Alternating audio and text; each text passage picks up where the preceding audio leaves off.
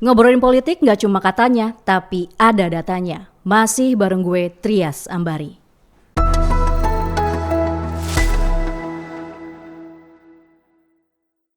Awal tahun 2026 dimulai bukan dengan euforia, tapi dengan pertanyaan.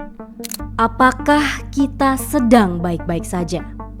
Tiba-tiba cerita intimidasi mulai muncul ke permukaan.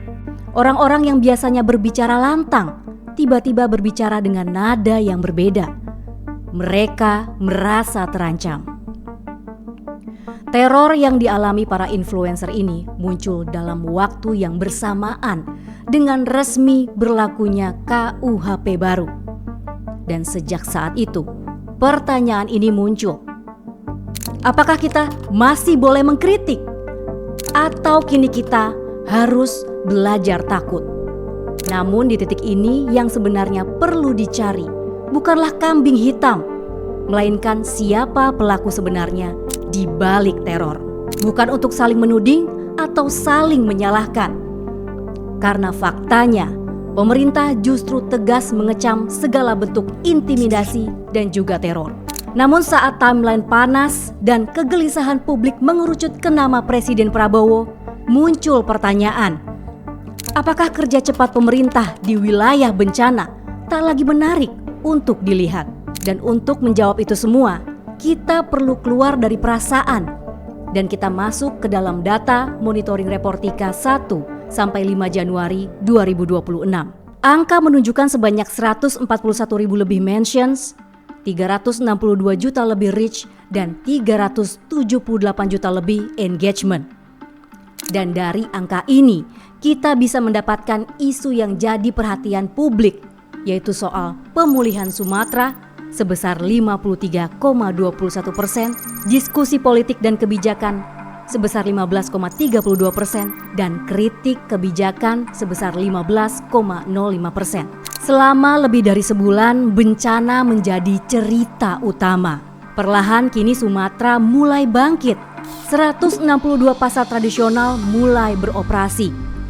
600 hunian sementara di Aceh Tamiang siap ditempati. Satgas Kuala dibentuk untuk mengeruk sungai dan mencegah bencana berulang. Namun di tengah proses pemulihan yang terus berjalan, persepsi publik seringkali dibentuk bukan dari keseluruhan cerita, melainkan dari potongan video, dari spekulasi dan narasi yang belum tentu utuh. Di titik inilah narasi negatif mulai terbentuk. Bukan dari satu kebijakan besar presiden, melainkan momen kecil yang dibesar-besarkan. Tahun baru. Ya, momen Presiden Prabowo salah sebut selamat tahun baru 2021 menjadi titik awal. Satu kalimat dipotong dari konteks dan diulang-ulang, bahkan diberi makna yang berbeda. Sebagian melihat sebagai keliru manusiawi, tapi sebagian lagi membingkainya sebagai simbol kuno dan hidup di masa lalu. Kemudian soal pernyataan bantuan asing yang sebenarnya berada dalam ruang diplomasi, namun dibaca sebagai sikap inkonsistensi. Wacana pilkada tidak langsung yang masih dalam tahap diskusi kebijakan juga dimaknai sebagai langkah mundur demokrasi, bahkan simbol order baru. Ditambah lagi yang paling mengguncang emosi adalah teror dan intimidasi ke influencer. Dalam kegelisahan publik, narasi ini cepat diarahkan seakan-akan datang dari kekuasaan.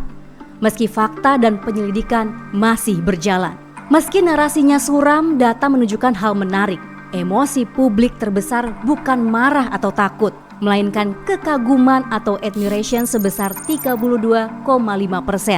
Disusul disgust, lalu anger, joy, sadness, dan juga fear. Artinya, publik hingga saat ini belum menutup harapannya kepada Presiden Prabowo. Kritik memang muncul, namun rasa percaya belum hilang. Menariknya, emosi publik paling keras terbentuk dari ruang debat panas, yaitu X atau Twitter sebesar 70,65%. Disusul TikTok, YouTube, portal berita, lalu Instagram, dan juga Facebook. Jika kita melihat datanya, platform lain lebih berimbang dan menampilkan sisi kerja dan kehadiran negara. Di tengah riuh debat, satu emosi yang justru paling kuat adalah kekaguman kepada Presiden Prabowo Subianto. Emosi ini muncul karena kehadirannya di lokasi bencana di momen pergantian tahun. Prabowo muncul dengan tenang, tanpa panggung besar dan tanpa selebrasi. Hanya menyapa, mendengarkan dan berdiri di tengah warga yang terdampak.